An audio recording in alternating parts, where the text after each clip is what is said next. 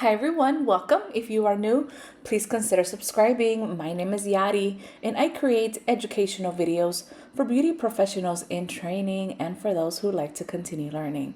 You guys, this video, I think it's quite important just because I get so many questions asked over the Texas Cosmetology practical, the hands-on portion exam, okay? And I'm referring to questions over what you are maybe watching on the videos that I have out here on my channel. Questions that you may ask over what you're seeing. And yeah, so I think that this will hopefully help many of you that are wondering maybe the same things. And of course, if you have any additional questions, never hesitate to leave me a comment or write me an email. glamandbeyondinfo@gmail.com is how you can find me. But anyways, you guys, if you like the video, give it a thumbs up. Share it with a friend. Feel free to scan the QR code to stay connected with me. Follow me on all social media platforms as Glam and Beyond. Now let's get started. Now, once again, before we get started, I want to clarify that this is for the state of Texas. I am in Texas, and I also want to make sure that you guys know that I am no way, shape, or form affiliated with TDLR or PSI in any way. I am a one-person team, and everything that I put out is based on years of experience of working in the industry. You guys, I have been licensed since 2006, and I've worked with students for many, many years. And so I get feedback from students that go and test. I do my own personal research. I read the textbook, okay? And so I go based on what I think it is that the board wants to see based on the information that they provide us. It is not to say that I am 100% correct and that your instructor is wrong or vice versa. I want you to know that I will never go against your instructor and the way that some of you guys are being taught to do the state board practical, which is why in all of my videos, I always say, do as you have been trained. And that's for the simple fact that, trust me, no instructor wants their students to fail. We all have the same goal, and that is for you guys to go in there with confidence and pass. And so that also means that everyone does things a little different, and everyone trains for this test a little different. If everyone graduating or classmates of yours are taking the test and passing, then you have nothing to worry about and do as you have been trained. Now, I put these videos out there so that our personal students can have a visual and something to reference and look back at for a review. But I also am aware that my videos help even other instructors in the industry get a visual idea and help their students better, and also assist students that have been out of school for many years and have no help from a school, and it gives them the confidence and the information they need to get back out there and go out and get that license that they once put on hold. So that is the purpose of it, okay? And so if you have help from your instructor, you have help from your school, you know what? Just do as you have been trained, you guys, okay? So just know that the information that I put out is not out there to confuse you or anyone. It's there to assist those that need it the most. And trust me, I read your comments, I read everything. It is always me replying back, and it makes me very happy when you guys come back and update me and let me know that the videos helped you. And it's like, I don't know you guys personally, but just know that it definitely warms my heart when you come back and let me know that just felt better about taking the test after going through everything, and that you're officially licensed for the state of Texas. We're going to go over some of these questions that are very commonly asked, and I hope that it helps you guys. All right, so here we go. Number 1, do we do the eyelash strip application? I actually always get really surprised that some of you guys even know about the eyelash strip application, just because it's been several years since they actually removed that specific section from the state board practical exam for cosmetology. And so, no, to answer your question is no, you no longer have to do the eyelash strip application. That has been removed several years back. And just so that you guys know, anytime there has been a change to the Texas Cosmo Practical, and if I have videos out there or anything, I always try to stay on top of that and remove those videos so that it doesn't confuse you guys. So if you don't see any videos or you don't see it in sequence of the sections of the videos, then that means it's no longer part of the test. And I always suggest that you guys are downloading, and even monthly or every 2 months, check to see if anything has changed by downloading the candidate information bulletin that PSI provides for cosmetology. So no longer is the eyelash strip application on the test. You do not have to do that. Next, number 2, any tips on the remote virtual practical test? I get that asked pretty frequently. So at the moment, as of now, okay, you never know when things can change, but as of right now, some students do opt in for doing their practical test virtually, meaning they're doing it either from home or from a designated space that is appropriate for them to perform the practical from. And so tips for that, again, just based on the little that I have been told from other students and just feedback, is first of all, you guys, you want to make sure that you have, whether you're using your phone, a laptop, or whatever device you are using, that it is compatible with whichever software PSI is using for them to be able to watch you perform the practical exam. So make sure that your device is compatible with their software. That's the first thing. Second would be, you want to make sure that you are working or you have a space available. I always recommend a clutter-free space.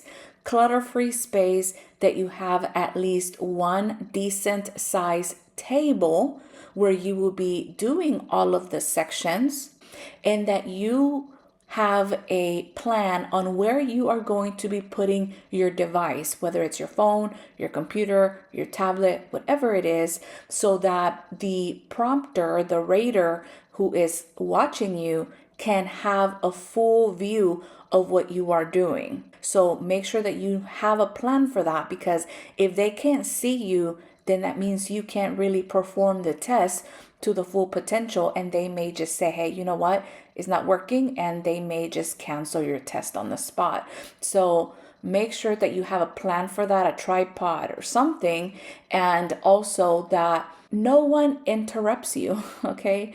No one walks in on you while you're testing.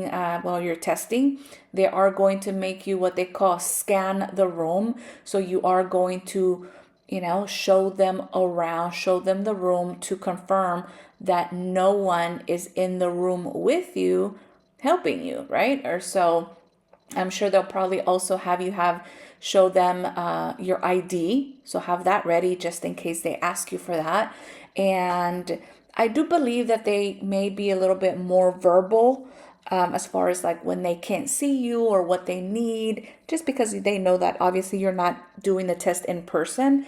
And so, but yeah, and you still want to be dressed professionally. Again, I suggest all black, closed-toe shoes, have your ID or driver's license ready just in case they ask you for that, and have your kit ready, of course, your mannequin, all the things that you need, and just do as they say. Hopefully they're more verbal and they give you specific instructions, and that's pretty much it. Okay, that's what I know about it. If anyone else has any other tips, feel free to leave them in the comments.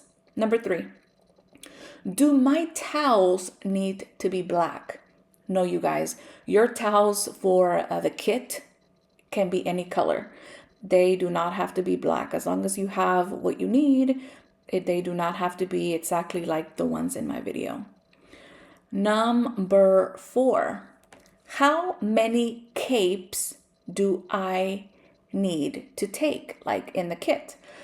Now I have, again, I try to be very specific in the videos. That's why some of these videos are so long, because I try to be as thorough as I can and try to answer any questions you guys may have as you're watching the video, and hopefully that you get those answered. But and again, this is just what I do, okay? Anyone can, again, everyone packs their kit different. Everyone does the test a little different, but that's okay. So we're going based on what I have out there and what I do and what our students do. So we use 5 capes in the cosmetology practical. 5 capes, and we're going to be going through some of the sections, and I pointed out, when you use the first cape, when you use the second cape, and so forth. But yeah, total of 5 capes. Okay. Number 5, how long does my mannequin's hair need to be? That's a good question, and again, very commonly asked. So here's the thing, you want it to be long enough to where you can maybe have your mannequin's hair pre-cut into the haircut that you plan on doing the day of the test. Your mannequin can be pre-cut, but remember that the day of the test, you have to cut at least 1 inch of hair throughout the mannequin. So I always say, you want it to be at least 12 inches long. I would suggest taking a mannequin that has the hair, solid color. I just feel like it's a better presentation, solid tone of hair, and not, different colors on the mannequin, like rainbow or something. That's just my opinion. But at least 12 inches long. It can be longer. I just wouldn't suggest it be any shorter than that, just because you're going to be cutting into it. And keep in mind all the sections that you have to perform after the haircut, and so you don't want to struggle it being too short. Okay, so yeah, at least minimum 12 inches long, but it can be a little longer than that, no problem. Number 6, what do I do with each bag, each bag for each section? After I'm done with each section, just throw it away in the trash. Plain and simple. I know in some of the videos I put the main bag with the main bottles and things like that back into the kit. Listen, if that's too much for you, and most of our students, once they're done and they're done disinfecting at the end of each section, they throw everything into the trash bag. Okay, so that's that. Get rid of it, throw it into the trash, sanitize your hands, raise your hand that you're done. Number 7, do I get my score right away after the test? As of right now, I believe they're not giving the scores, your test score right away after the test. They are making the students log in to the PSI test taker account to access your passing score, because you are going to pass. And so basically, no, you do not get your score right after you log in into the PSI test taker account to access your score, and they're available quite quickly actually. So you should not have to wait very long. But yeah, no, they do not give it to you right away. They used to, but lately they haven't. Students have been having to check online 30 minutes after they're done testing and check to see their score. All right, so questions usually asked over pre-examination setup and disinfection. Number 1, do I have to tape my trash bag? The answer is no. You do not have to tape your trash bag. I mean, I just find it much simple to tape it, but I do know that some students take like a laundry hamper or a clip that then it sticks to the table and then they hold on to their bag that way. So no, you do not have to tape your bag. Do whatever you need to do, but you obviously do need to have a trash bag. And remember that all trash bags must be labeled trash. So that is extremely important. So make sure that you're doing that you're labeling your trash bag. But no, you do not have to tape it, but you need to have a different method of holding that bag in place of where you're going to be discarding, getting rid of things into the bag so that it's not just laying on the floor, if that makes sense. Number 2, does my duffel bag have to look like the one in the video? No, it doesn't. Like I said, everyone packs the kit a little different. If you want to take a plastic container, then, go for it. Like I said, the only thing that the PSI bulletin is specifying is that your bag should not be any bigger than 30 inches by 30 inches, okay? So it can be smaller than that. They just do not want you to take an extremely huge bag. 30 by 30 is really big, you guys. And so yeah, no, it does not have to be exactly like the one in the video. Just take a bag or a kit where all your bags, all the items that you'll be using fit comfortably into your kit. Also, don't forget to label the outside of your kit with the word pre-sanitized or the word clean outside of the kit. That is a must, okay?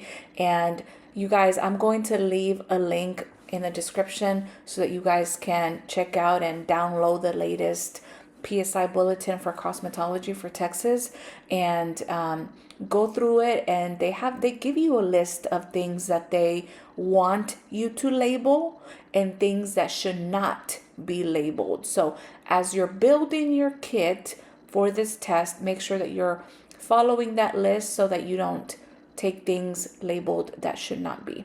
Okay. Number 3, do I need to have a first aid white box to keep on the station? You do not, but I highly recommend it. Why? Especially for cosmetology tests. And that's because you are actually using shears, for example, obviously during the haircut. And what happens if you accidentally cut yourself and you start bleeding? What are you going to do if you don't have a first aid box? Does it have to be a box, a white box like mine? No, it doesn't. But you can have a Ziploc bag labeled first aid and have gloves, a Band-Aid, a gauze, something, what you would need to perform a first aid on yourself that you can keep on your station. I do recommend that you have that, and hopefully you don't have to use it. Most of our students do not use that little white box that they set up at the beginning of the, pre-exam setup and disinfection, but it's there just in case. Have students ever used it in the past? Absolutely. Some have, because they accidentally nick their finger while they're doing the haircut. And if that's the case, you're going to have to stop, sanitize your hands, clean the cut, put a Band-Aid, and wear a glove. So I suggest that you consider taking it. Okay, so we're on to the monomer and polymer over tip section. This is not a question, but please make sure, you guys, that your monomer and polymer are orderless, okay? It has to be orderless, and many times they actually make the students take out these items out of their bag so that the rater can check to make sure that they are orderless. And the label must have its original manufacturer label, meaning you personally, the student, cannot label it yourself. So make sure that whatever orderless kit you are buying has the label on it from the manufacturer that says orderless, okay? So that's very, very important, okay? Number 1, do I need to have a different set of EPA disinfectant, hand sanitizer, trash bag for the nail section? Hear me out. This is important. There's many testing locations, sites in the state of Texas. I don't know how the test sites and locations are set up because they can be different. Houston can be different than Dallas. You have Austin may be different than Amarillo. I don't know. Okay. Now, if you have, friends or again, classmates that have taken the test before you can always ask for feedback and say, hey, did you use a separate table for the nail section of the practical? Or did you use only one table? Did you use only one table? And if that's the case, if you only use one table, then the answer will be no. There's really no need to take a separate disinfectant, hand sanitizer, and trash bag for the monomer and polymer over tip section. But if they say, they make you walk over to a different table, then I usually suggest that you pack a smaller separate hand sanitizer, EPA, disinfectant, and a separate trash bag for that section to avoid having to move or take with you the items that you set up during that pre-exam setup and disinfection. Does that make sense? But can you take those items to a second table if you need to? Of course you can. Of course you can, right? But it's completely up to you. So that is actually a hard question to answer. And so because every test location can be different, it can be set up a little different. So I know that where our students are currently going, they are using just one table for everything. And so, but it used to not be that way. And so in my video, that is why you see me setting up everything separately, like a separate trash bag. I have, its own hand sanitizer and all of that. That's why that video is that way. But obviously when things change, some of our students came back and they said, oh, we don't use a second table. We do everything on the same table. So what did we do?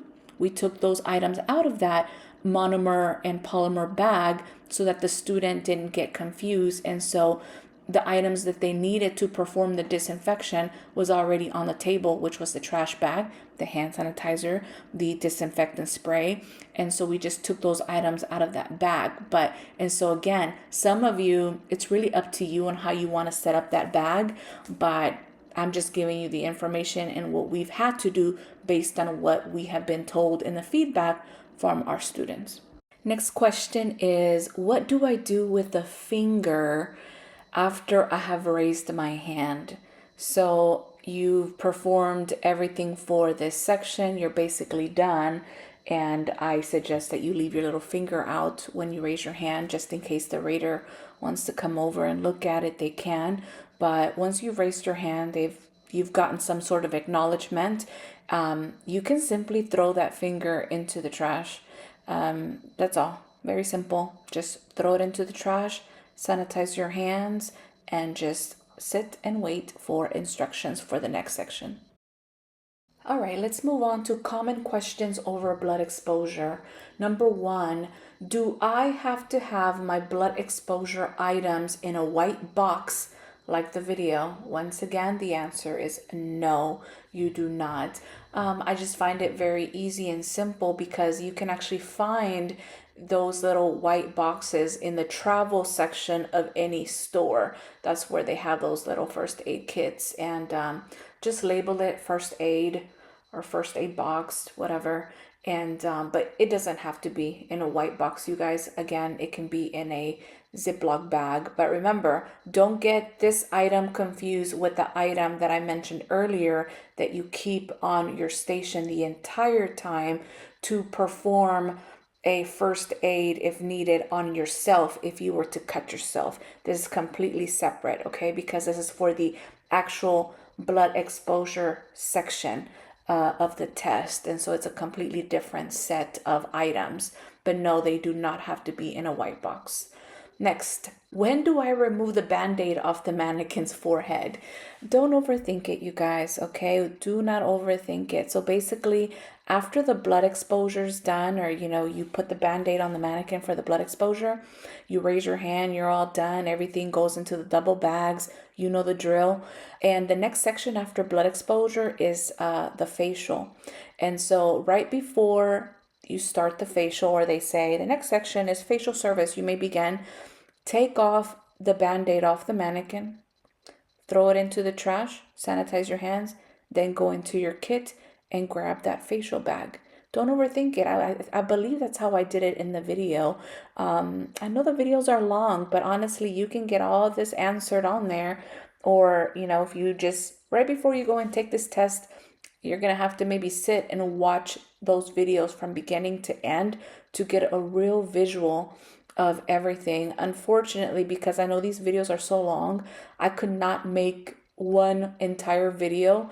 And so that's why I broke it into sections to make it easier. And, some of you may not need to watch all of them if you only have a few questions over certain sections, but it would have made the video like 3 hours long, and nobody has time for that, right?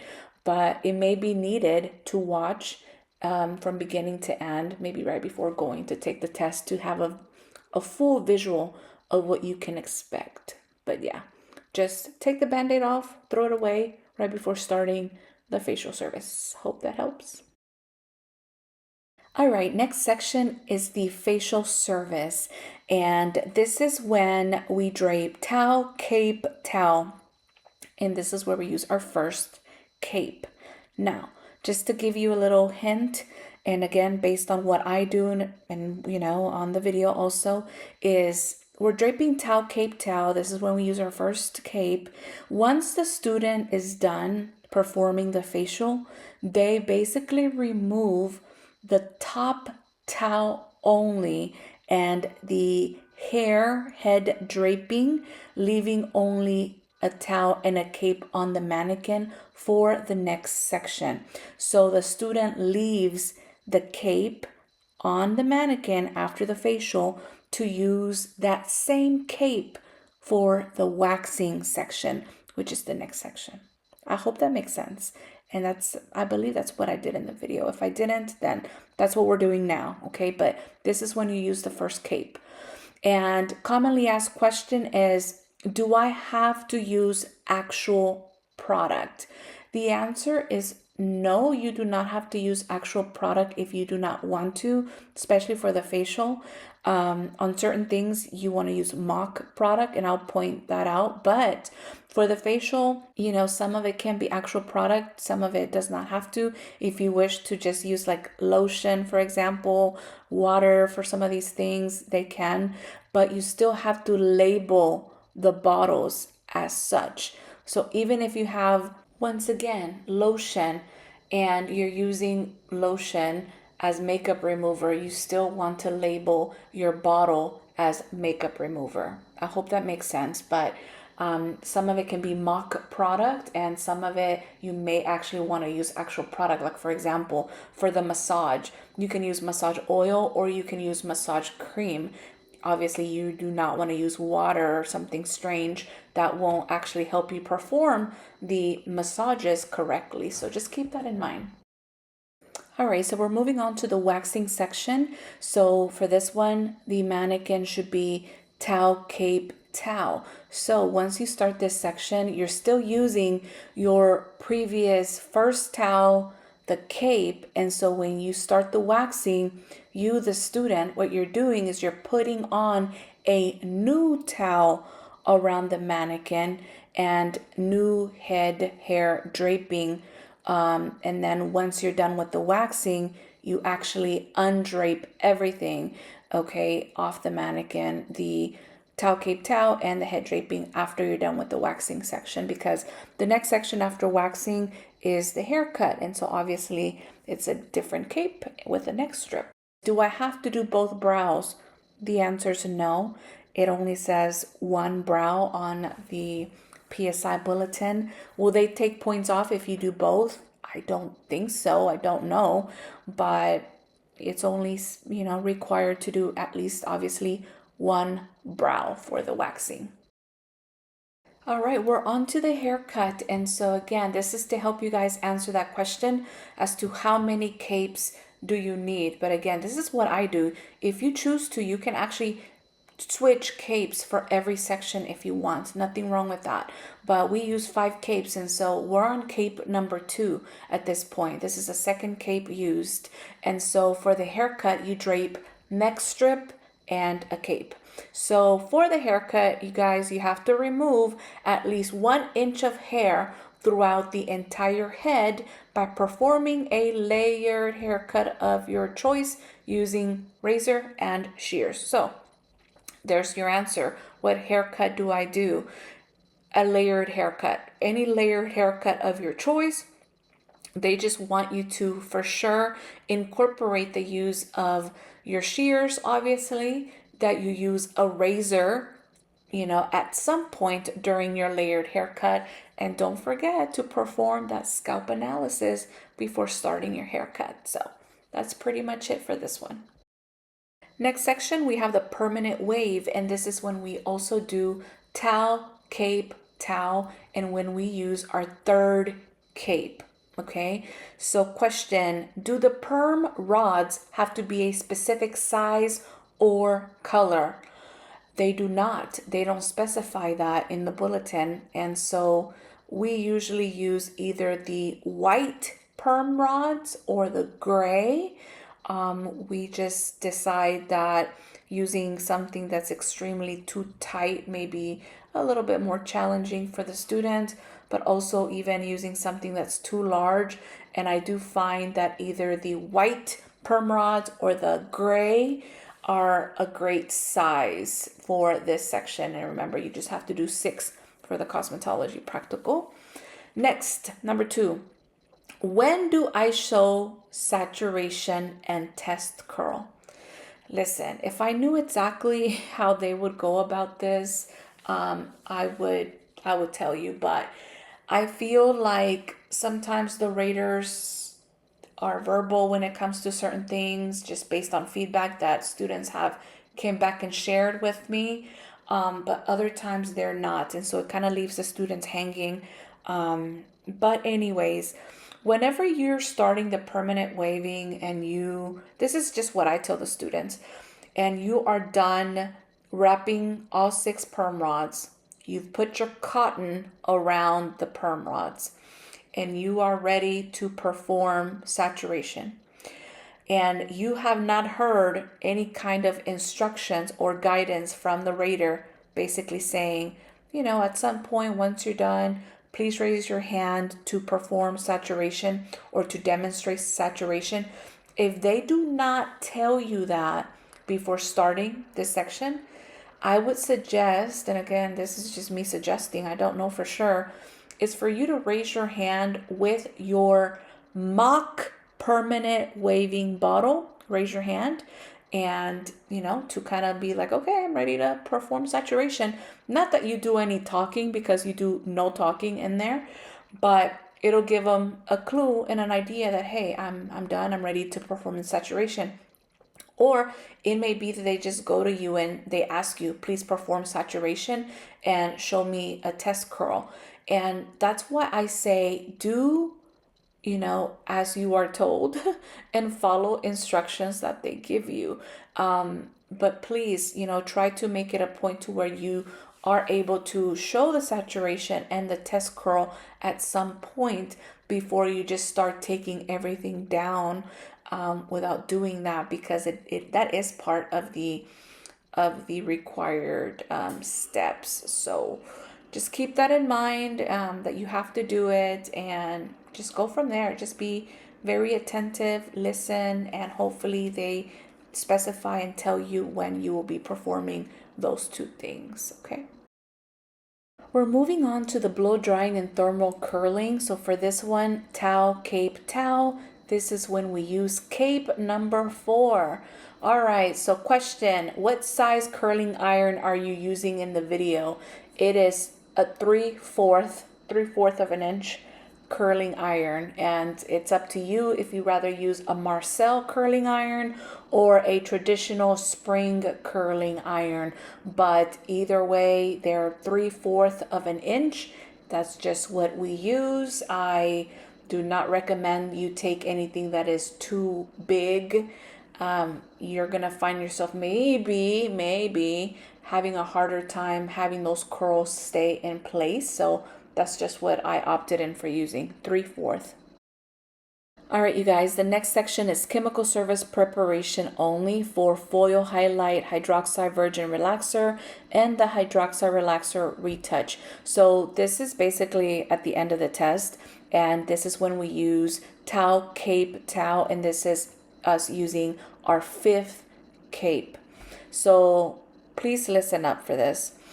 The question is, what bag do I take out? Now, in the video, you see me, I have a chemical service prep bag, and then I have 3 additional bags with just a container with gel, mock product. Remember, you don't use actual product for this section. You can use gel, or at least that's what I use, is gel for the foil highlight and the rest of the chemical sections. Now, what bag should you take out during the chemical service prep? So obviously your chemical service prep bag that has your hair clips, your rat tail combs, and your all the things that you'll be needing.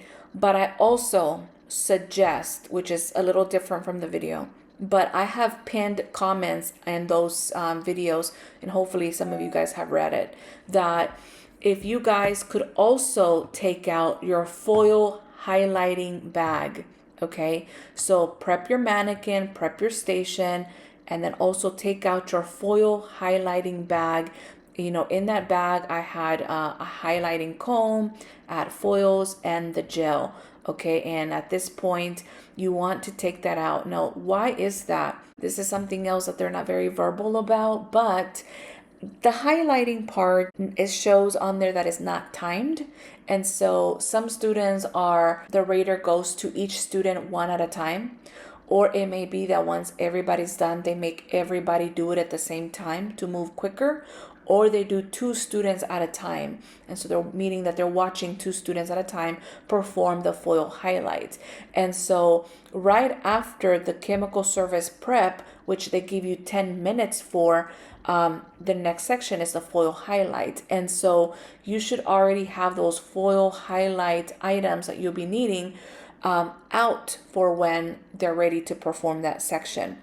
Now, the hydroxide virgin relaxer, the hydroxide relaxer retouch, those bags, I believe it's okay if they stay inside of your kit, and because those 2 sections are timed in 10 minutes, and so it'll give you the opportunity to go into your bag, get each section, and lay your items out. And so that's what most of our students have been doing. They've had no issues with that.